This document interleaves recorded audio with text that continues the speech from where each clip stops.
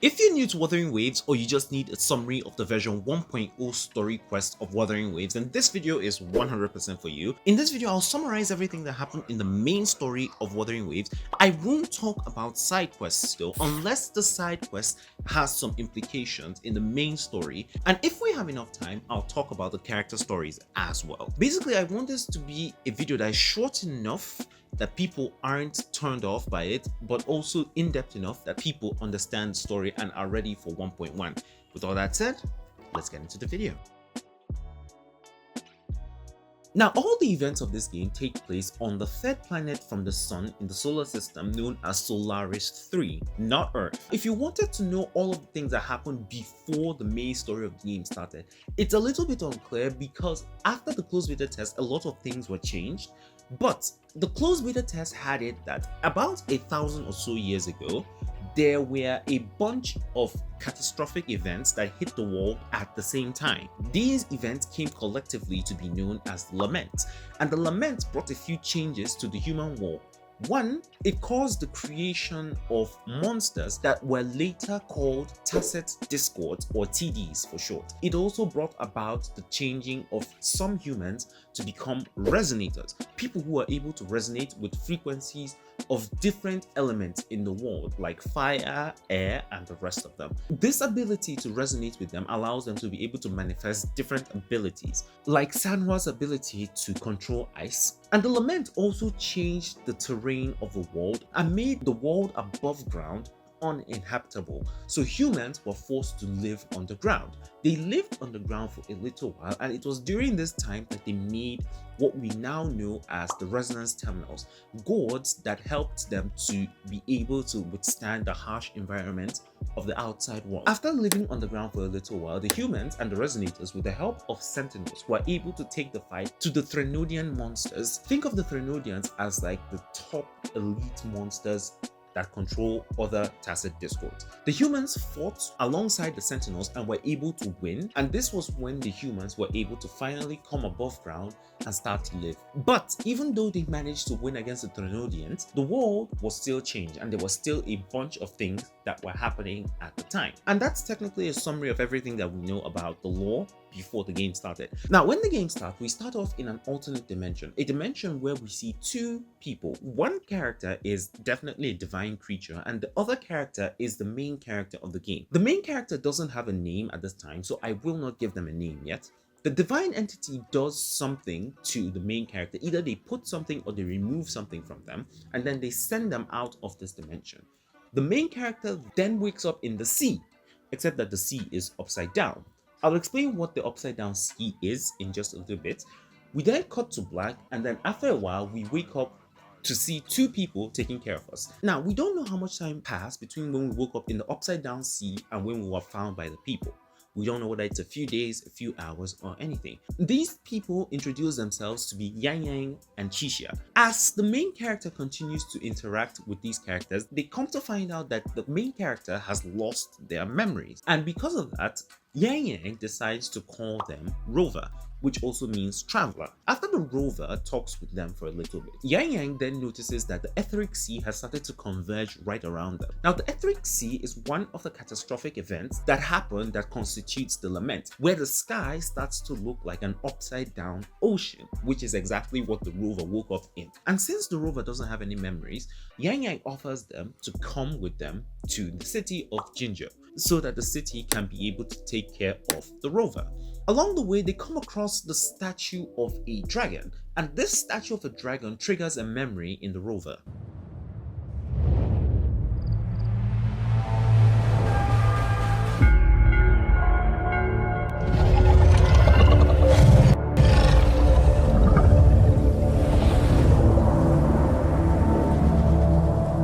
The rover then shares this memory stroke vision with Yang, who is surprised at first and explains that this is a statue of the Sentinel of Jinzhou known as Jue. Now, a simple way to describe a Sentinel is a mythical creature that has come to oversee an area where humans are living together. Yang Yang explains that Jue likes to take on the form of a dragon, but other sentinels take on different forms, and that not a lot of people get to ever see a sentinel, which is why she was surprised that we have a memory of us standing very close to the sentinel. They then continue on to the city of Jinzhou, and along the way they fight different TDs, and it's around this time that we discover that even though the rover has lost their memories, they have not lost their ability to actually fight against monsters. Qichi also remarks that we are definitely a resonator because of the Tacet mark that we have on our right hand. Now, the Tacet mark is a mark that every single resonator in the world has. You cannot be able to control or resonate with any frequency if you do not have a Tacet mark. When the group finally leaves the Gorge of Spirits where they found the rover, they find out that the etheric sea has started to converge around them where they are, and just a little while later a Tacet field forms. Now, one thing I didn't mention about the etheric sea is that anytime the etheric sea starts to form, a Tacet field is most likely going to form as well. Now, what is a Tacet field? A Tacet field is basically an area where you see this gigantic mark on the ground, and a lot of TDs start to form and converge in this area. Normally, you have to kill off all the monsters that have formed in the Tacet field in order to be able to cleanse it. But the Tacet field that formed in this case formed extremely very quickly, much to the surprise of both Qichi and Yang Yang. They then notice that Baizhi, their other partner, is already checking out Tacet field, and then they glide down to Baizhi. Baizhi uses her remnant partner, Yotan, to check up on the condition of the rover. It's then discovered that Baizhi was actually the one that found the rover first and left the rover in the care of Yang Yang and Qichi. After doing a checkup on the rover and discovering that they are perfectly fine, they proceed to then try to leave the Tacet field. But it's right around this time that the Tacet field activates and a Tacet Discord appears. It creates a field that separates the rover and Yang Yang from Baizhi and Qichi, and the rover and Yang Yang have to fight the monster together. After defeating the monster, it becomes an echo. Putting it in the simplest terms possible, an echo is simply the ghost of a Tacet Discord. When you defeat it, you would normally absorb it with your gourd, and then in-game you can use these echoes to make your character stronger or use them to fight against other monsters. Now, when the rover tries to absorb this echo into their resonance terminal, they are unable to do so as their resonance terminal is at level 0. As the group tries to leave, something strange happens.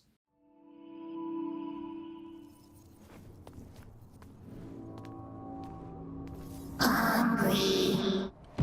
I'm starving.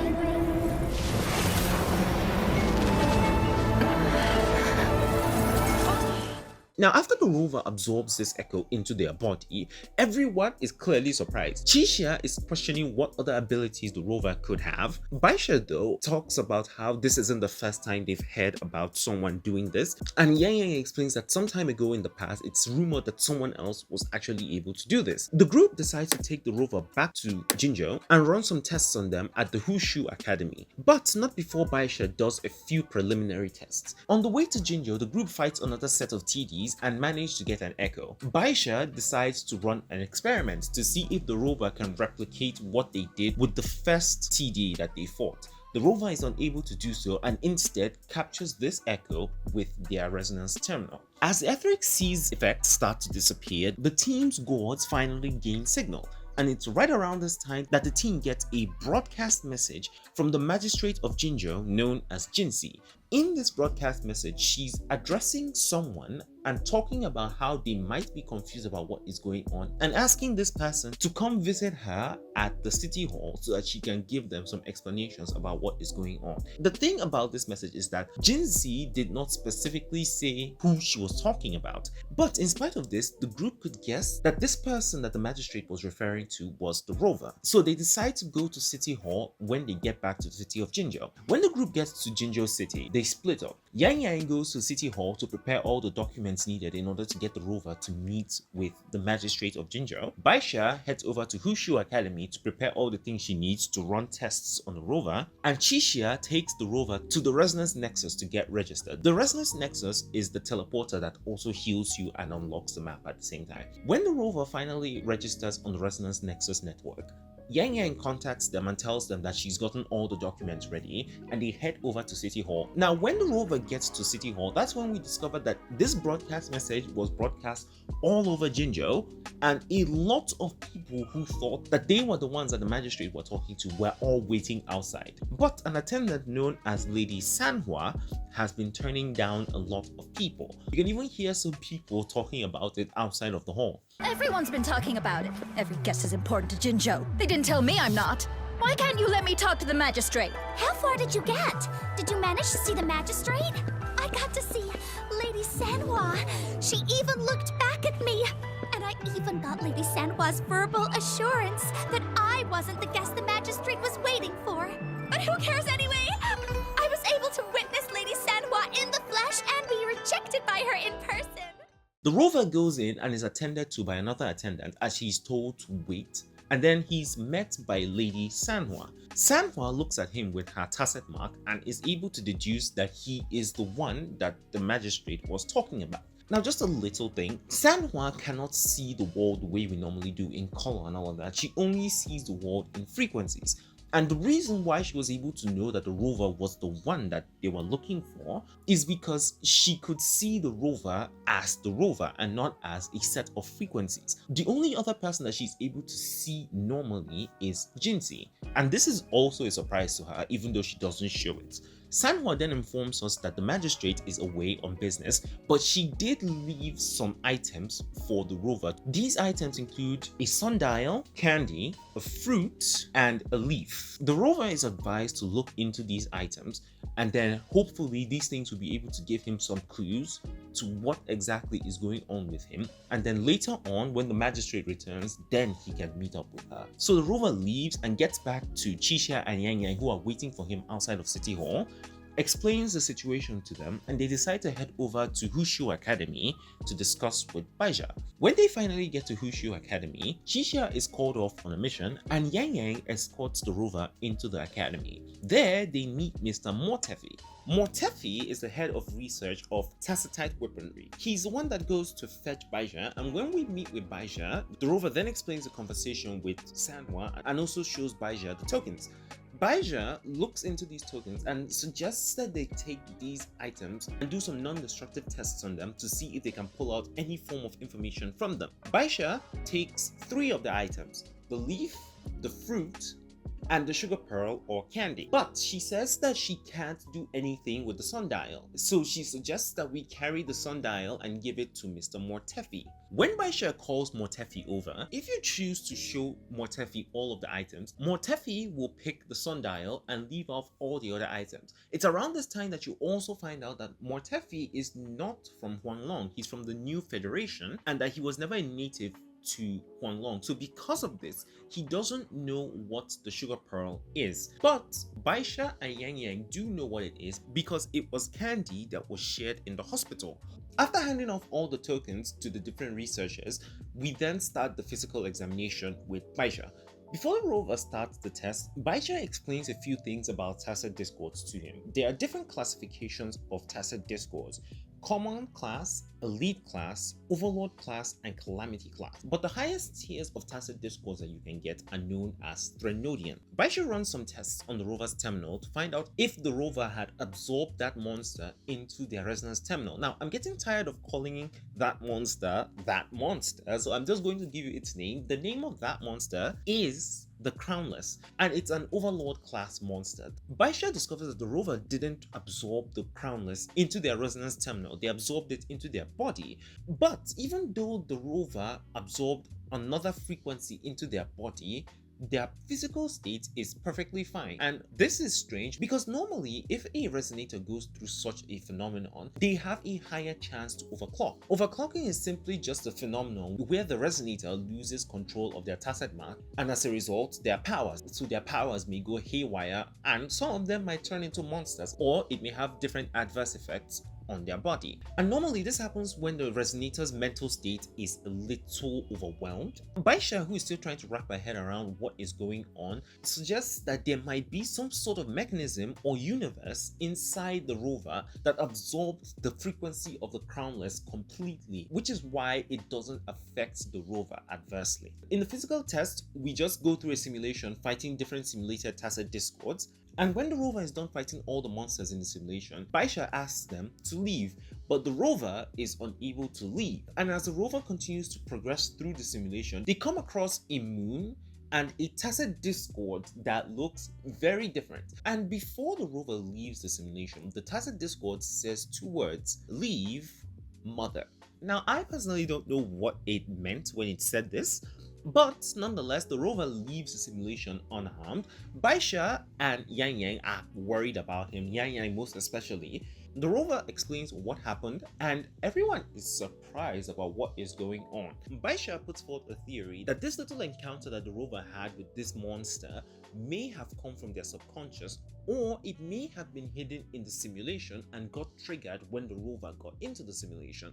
After the rover talks with Baizhi for a little bit, Baizhi goes off to go do the tests on the other 3 items that she had, and the rover and Yang Yang go to meet Montreux, who is already taking a look at the sundial. Montreux, after looking at the sundial, explains that the sundial is not only a timekeeping instrument, it also seems to be a puzzle piece because some parts of it are hollow, but they are unable to actually complete the puzzle because it's missing a certain part.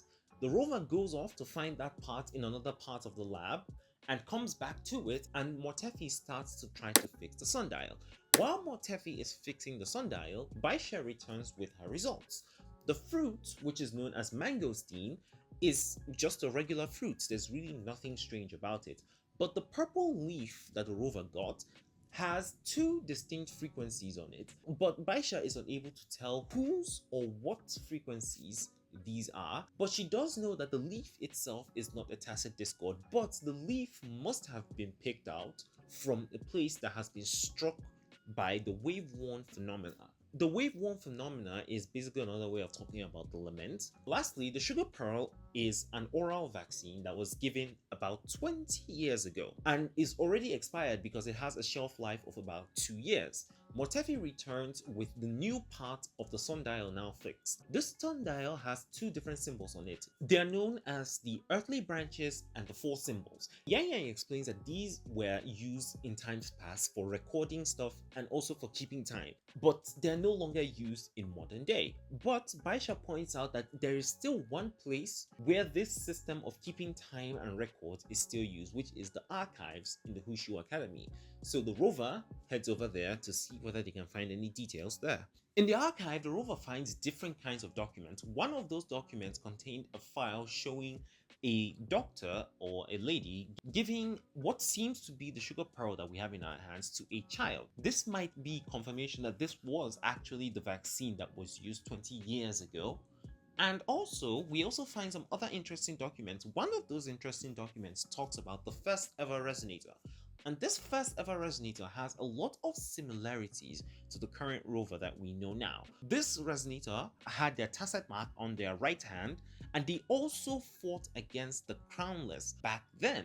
It doesn't have any relevance now, but I still want to point it out. There are some other documents that were found talking about the founding of Jinzhou, the founding of the academy, and also talking about some other Tacet discords.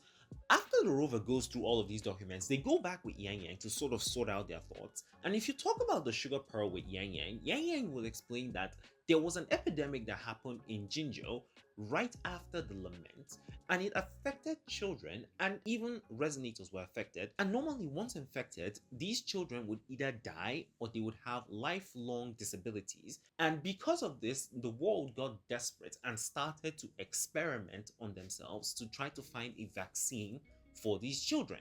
And that was when the sugar pearl was made. But Yang Yang is not sure if this sugar pearl is one of those sugar pearls from those times and how exactly this sugar pearl actually relates to the rover. Now, if you talk about the founding of Jinzhou, which is one of the documents that you found in the archive, Yang Yang will explain that Jinzhou is one of the most recently formed cities in Huanglong, and during the times when humans were fighting against the Tacet discord, they used to come from a place known as the North Four Barons. But when the Crownless appeared, this changed, and for the rest of the things, I'll let the rover actually explain it for you. Let's look back on what we've gathered so far.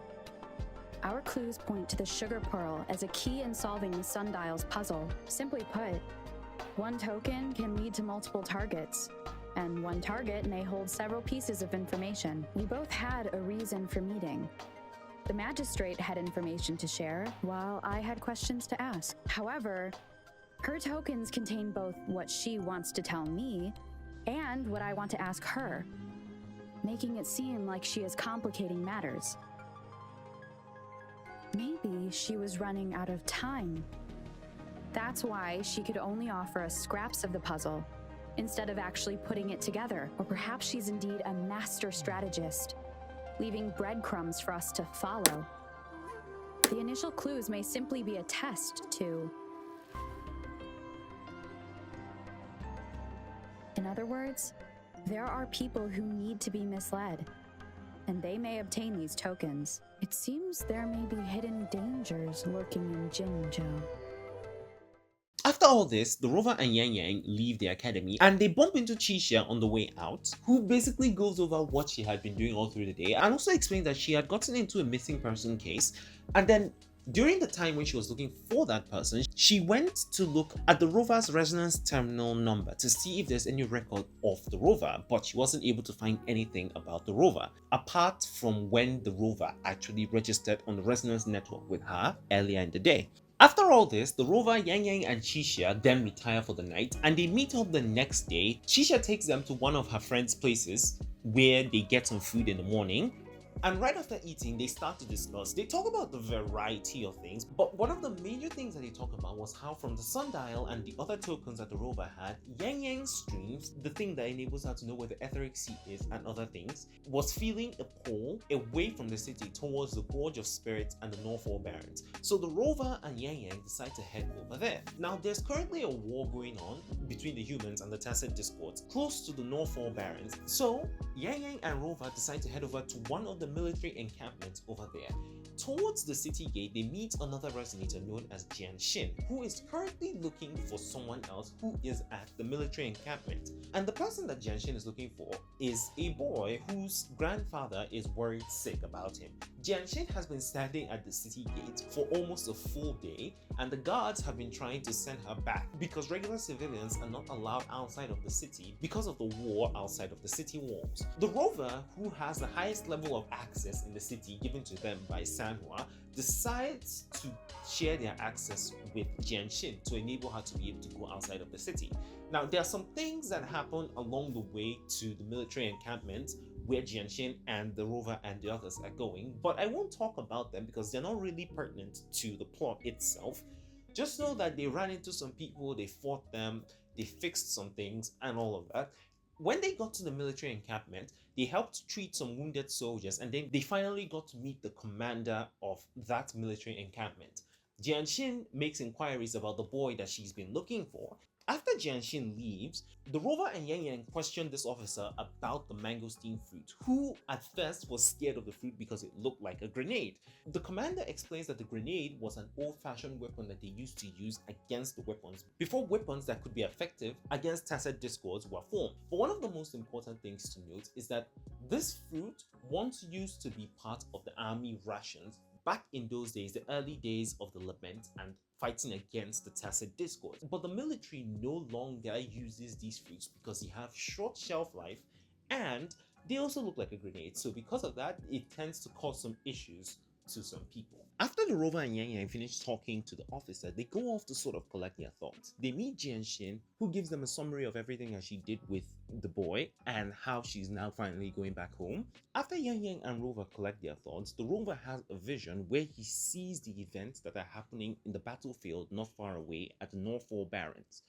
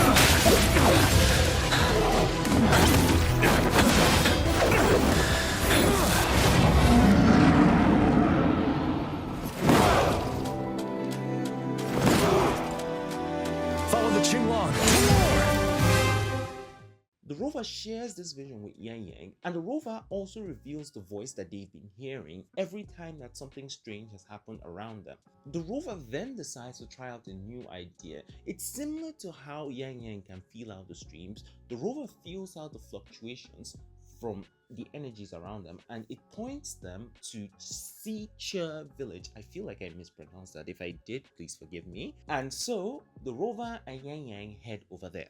Okay, I'm going to end off the video here because the video is getting extremely very long. I'm very sorry, but if I push through and I make the rest of the video, it's going to be super compressed, and I just don't have it in me to make a subpar video and release it out for everyone to watch. So please forgive me for not having the full thing out. I will try to get the remaining parts of this out, and I'll also make a summary for version 1.1 story. With that said, thank you all so much for watching. Subscribe for Wuthering Waves, news videos, guide videos, lore videos, and challenge videos. And I'll catch you guys in the next video. Peace, guys.